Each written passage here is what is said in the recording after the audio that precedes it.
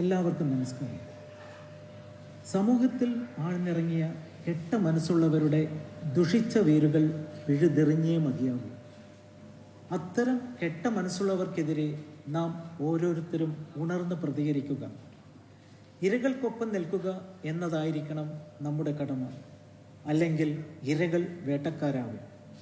ഇരകൾ വേട്ടക്കാരാവാതിരിക്കാനും ഇരകൾ ഇല്ലാതിരിക്കാനും നാം കണ്ണ് തുറന്നിരിക്കുക. CTMA പ്രവാസിയം നാടകോത്സവത്തിലെ വേദിയിൽ NS ദാസ് കലാകേന്ദ്രം അവതരിപ്പിക്കുന്നു ദി എൻഡ് മലയാളം നാടകം. വെളിച്ച നിയന്ത്രണം, രചന, സംവിധാനം അജിത് കല്ലൻ. വേദിയിൽ ശൈല ദാസ്. സംഗീത നിയന്ത്രണം ബിനുകുമാർ. രംഗ സംവിധാനം രജേഷ്. നൃത്ത സംവിധാനം അനുശ്രീ സുരേഷ്. പിന്നണിയിൽ വിനോദ് കുമാർ സജീവൻ.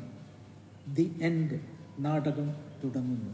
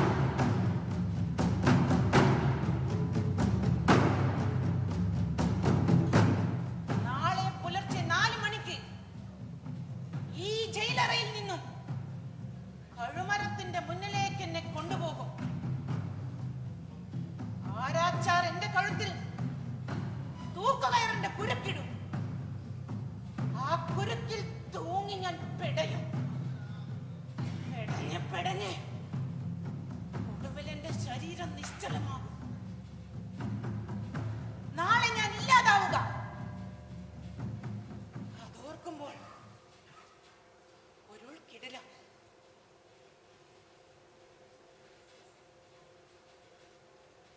പക്ഷേ ഞാൻ ഭയപ്പെടുന്നില്ല.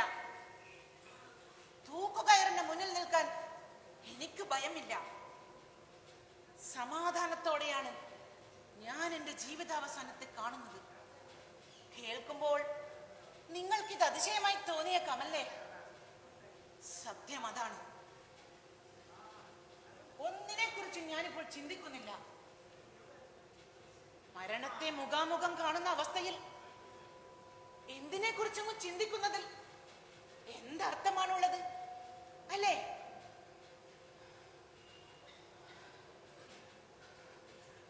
മരണത്തിന്റെ തണുപ്പ് അതിവിടെ എവിടെയോ പതുങ്ങി നിൽപ്പുണ്ടെന്ന് എനിക്കറിയാം.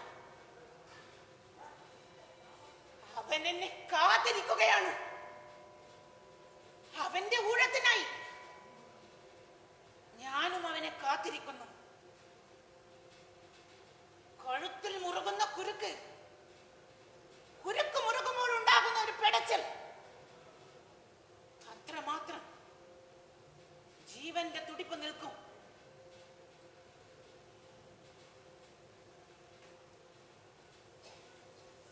എന്റെ ജഡം ഏറ്റുവാങ്ങാൻ ആരും വരില്ല. പിന്നെ ഈ മണ്ണിലെ അനന്തമായ ഉറക്കം, ഒരിക്കലും ഉണരാത്ത ഉറക്കം.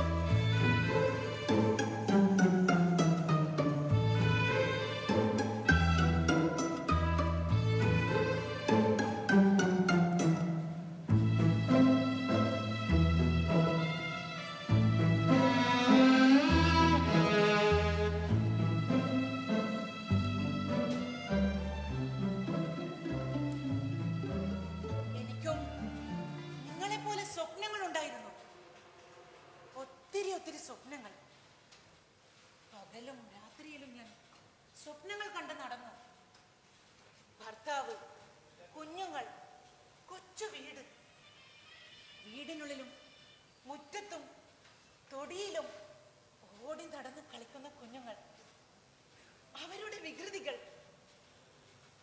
എന്റെ സ്വപ്നങ്ങളെയെല്ലാം ഞാൻ മനസ്സിലിട്ട് താലോലിച്ച് നടന്നു.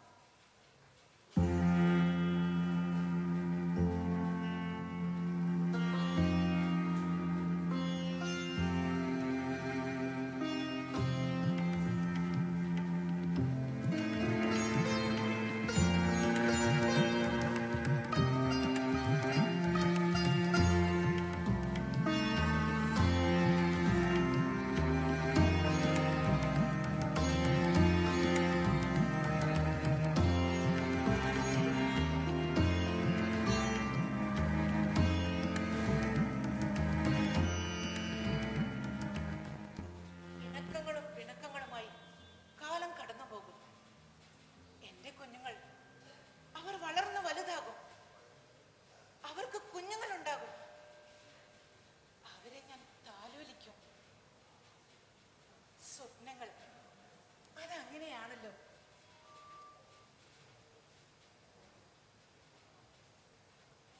പ്രേമവിവാഹമായിരുന്നു എന്റേത്.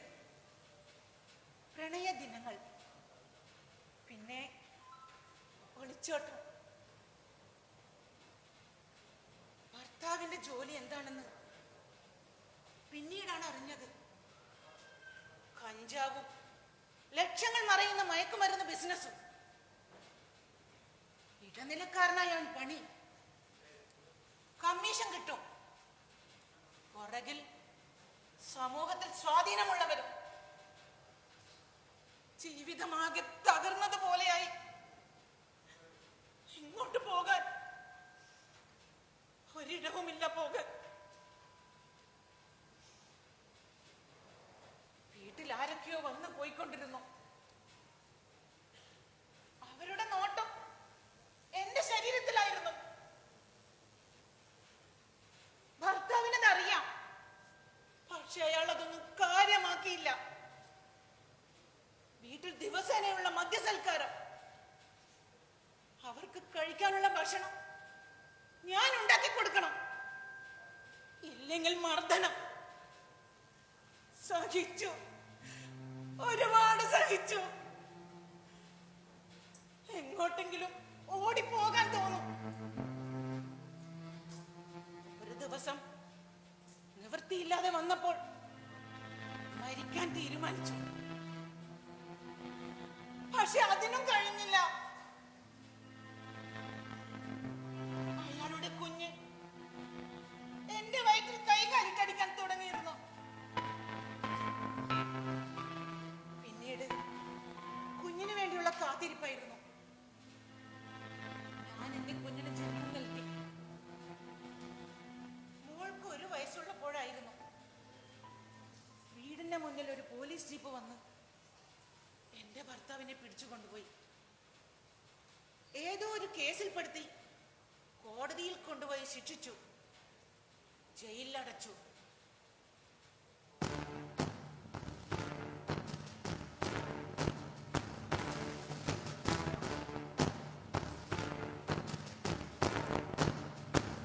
ജീവിതം കൂടുതൽ നരകത്തിലേക്കുള്ള യാത്ര. ശത്രുക്കൾ എനിക്ക് ചുറ്റും വലവിരിച്ചു കഴിഞ്ഞിരുന്നു.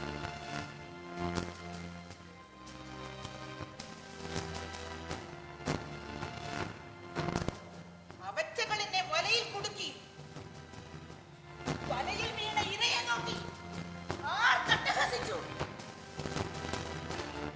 മൃഗങ്ങളെ പോലെ മുരണ്ടു. അവറ്റകളുടെ നീളമേറിയ നാവിൽ നിന്നും ഇറ്റിറ്റു വീഴുന്ന ഉമിനീർ ഞാൻ കണ്ടു.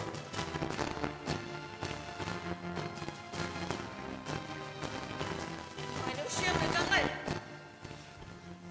ഫു!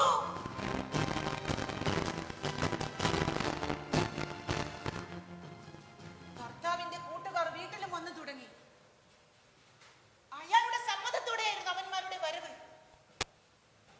വഴങ്ങിയില്ലെങ്കിൽ എന്നെയും മോളെയും കൊന്നുകളയുമെന്ന് പറഞ്ഞു എന്നെ ഒരുപാട് ഉപദ്രവിച്ചു. പിന്നീട് അയാൾ ജയിലിൽ നിന്നിറങ്ങിയപ്പോൾ പീഡനങ്ങളുടെ കാലമായിരുന്നു. എന്റെ പൊന്നുമോളുടെ ശരീരത്തിലും അവറ്റകളുടെ കണ്ണുകൾ ഒഴിഞ്ഞു. ജന്മം നൽകിയ തന്ത തന്നെ തുടങ്ങി വെച്ചു.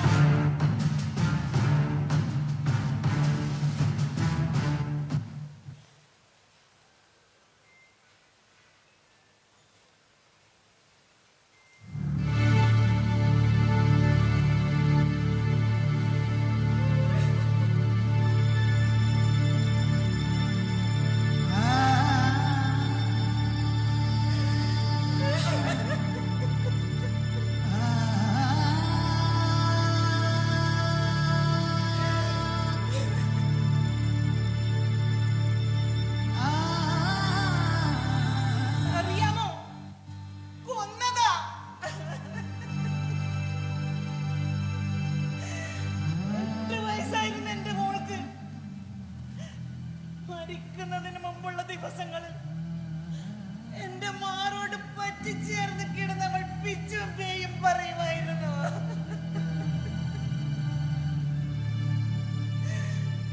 വേദനിക്കുന്നെന്ന് പറഞ്ഞ് വാവിട്ട് കരയും.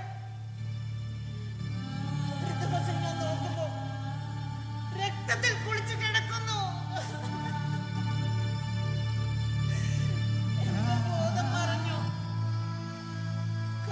തുറന്നു നോക്കിയപ്പോൾ എന്റെ കുഞ്ഞു ഉത്തരത്തിൽ തൂങ്ങി ആടുന്നുണ്ടായിരുന്നു.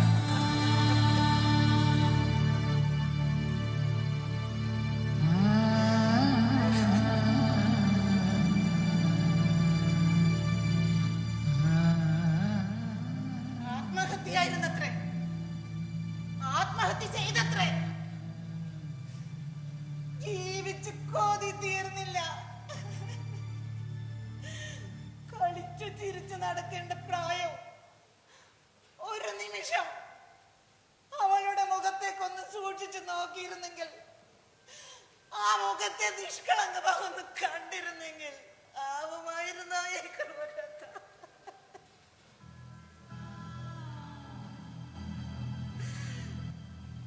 പിതൃത്വം നൽകിയ കാബാലികൻ തന്നെ കടിച്ചു കീറി ആദ്യം, എന്നിട്ട് മറ്റു വേട്ടപ്പട്ടികൾക്ക് ഇട്ടുകൊടുത്തു.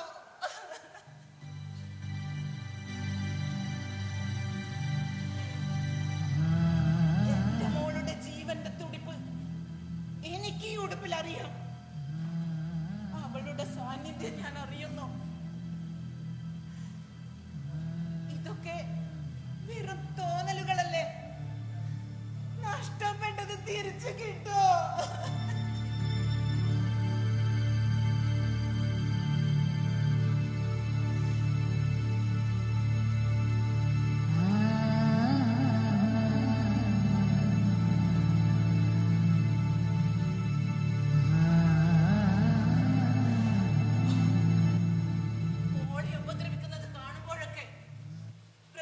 ശ്രമിക്കും. അതിനെനിക്കുള്ള ശിക്ഷ മർദ്ദനമായിരുന്നു. എന്നെ പട്ടിണി കിട്ടു. അവളുടെ നിലവിളി കേൾക്കുമ്പോൾ ഒന്ന് ഒച്ചവെക്കാൻ ശ്രമിക്കും. അപ്പോൾ എന്റെ തല ചുമരിനോട് ചേർത്തിട്ടടിക്കും. മോളുടെ മരണത്തിൽ ആരും ശിക്ഷിക്കപ്പെട്ടില്ല. തെളിവുകളില്ലത്രേ. തെളിവുകളുടെ അഭാവത്തിൽ എല്ലാത്തിനെയും വെറുതെ വിട്ടു. പക്ഷേ ഞാൻ തോറ്റു കൊടുക്കാൻ ഒരുക്കമല്ലായിരുന്നു.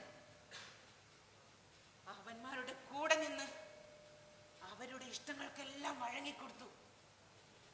ഒരു ദിവസം എല്ലാം ഒത്തു വന്നപ്പോൾ എന്റെ മോളെ കൊന്ന ഭർത്താവിനെയും അയാളുടെ കൂട്ടുകാരെയും ഞാൻ വകവരുത്തി. മദ്യത്തിനോടൊപ്പം കഴിക്കാൻ ഉണ്ടാക്കി കൊടുക്കുന്ന ഭക്ഷണത്തിൽ ഉറക്ക ഗുളിക കൊടുത്ത് ഞാൻ എല്ലാത്തിനെയും ഉറക്കി. എന്നിട്ട് വാക്കത്തി കൊണ്ട് എല്ലാത്തിനെയും കഴുത്ത് ഞാൻ അറുത്തു.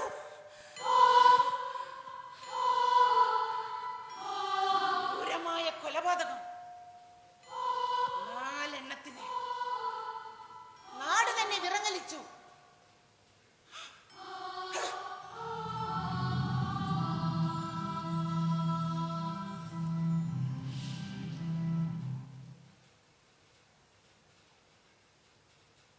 എന്നോട് ആർക്കും സഹതാപമില്ലായിരുന്നു.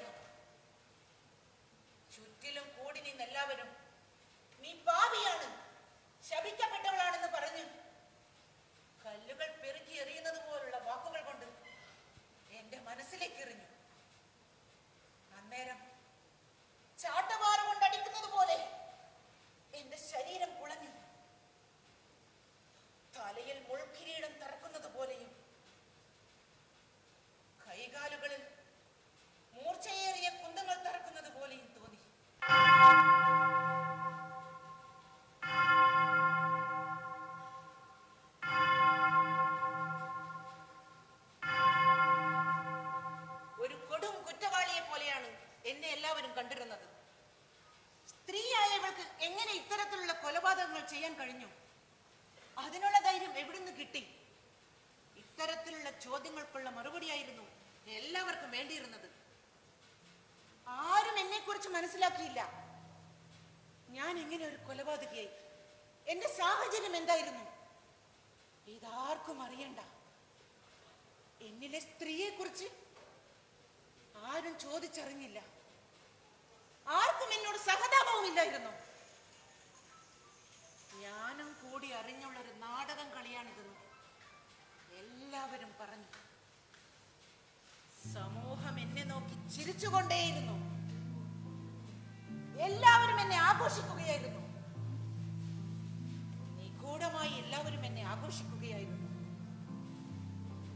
അക്ഷമരായി എല്ലാവരും കളികൾ നോക്കിക്കൊണ്ടിരുന്നു. കളിയുടെ അവസാനം എന്തായിരിക്കും എന്നുള്ള ചിന്ത എല്ലാവരിലും ഉണ്ടായിരുന്നു. അവസാനം എന്റെ വിധി വന്നു.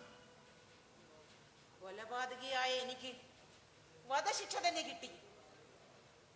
നിഷ്ഠൂരമായി കരുതിക്കൂട്ടിയുള്ള കൊലപാതകമാണത്രേ ഞാൻ ചെയ്തത്.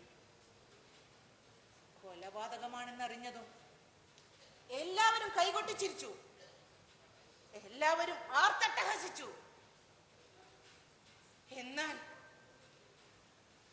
എന്റെ പൊന്നുമോളുടെ ശരീരം ഇഞ്ചിഞ്ചായി ആ ചെന്നായ്ക്കൾ കടിച്ചു കീറിയപ്പോഴും, അവളെ കൊന്ന ഉത്തരത്തിൽ കെട്ടി തൂക്കിയപ്പോഴും ആരും കണ്ടില്ല, ആരും അറിഞ്ഞില്ല. ആർക്കും അത് കാണാനുള്ള കണ്ണുണ്ടായിരുന്നു.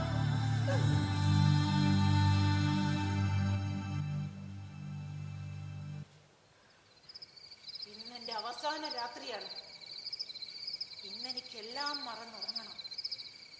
അവസാന രാത്രിയിലെ അവസാനത്തെ ഉറക്കം. അല്ലെങ്കിലും ഓർക്കാനായിട്ട് എനിക്കെന്താ ഉള്ളത്? അതൊക്കെ ഓർത്തിട്ട് എന്ത് നേടാൻ? ചുറ്റിലും ശൂന്യത മാത്രം. ആ ശൂന്യതയിൽ വെറും ഇരുട്ട് മാത്രം. എങ്കിലും എനിക്ക് എല്ലാം മറന്നുറങ്ങണം. നാളെ പുലർച്ചെ 4 മണിക്ക് എന്നെ വന്ന് വിളിച്ചുണർത്തും. എന്നിട്ട് കഴുമരത്തിന്റെ മുന്നിലേക്ക് കൊണ്ടുപോകും. അവിടെ മരണത്തിന്റെ കാവൽക്കാരൻ എനിക്ക് വേണ്ടി തൂക്കുകയറുമായി കാത്തിരിപ്പുണ്ടാകും. എന്റെ ജീവനെ ഇല്ലാതാക്കാൻ.